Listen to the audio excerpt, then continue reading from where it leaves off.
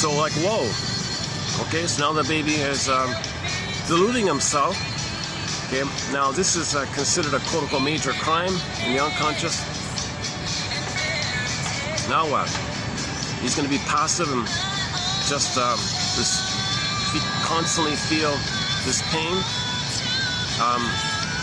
Well, part two is mother said no to him. He'll say no to himself.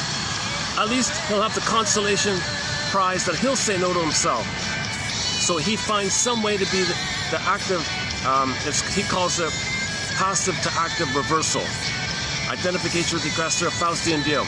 Mother says no to him, mother hurts him. No, I'll hurt myself, I'll say no to me. At least he did it. He feels he's doing something. He feels some identity, because babies think they make everything happen. Babies think magical thinking, they create everything. So how is he going to preserve his narcissistic identity where he creates everything? Well, I'll create it.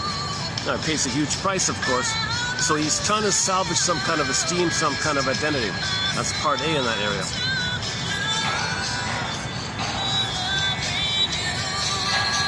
But the reality is, his esteem of believing he's a king and a god. Once again, all babies think they're kings and gods. They think they...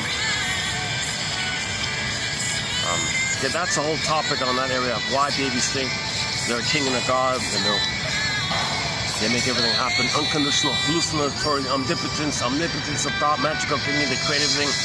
Something's there, Puffy created it, he's magic, he's a magician or something.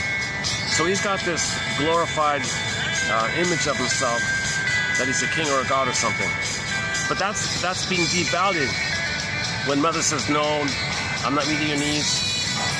So in reality, part of it he dealt with it by doing it to himself. But the effect is his esteem there's a lesion in his esteem. It's called narcissistic injury.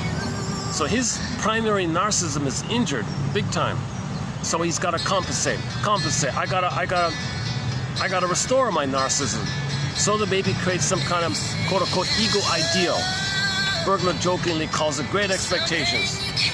So this is the great expectations department in the unconscious mind. So you got the great expectations to restore your esteem. So his example is, ask a little kid, what do you want to be when you grow up?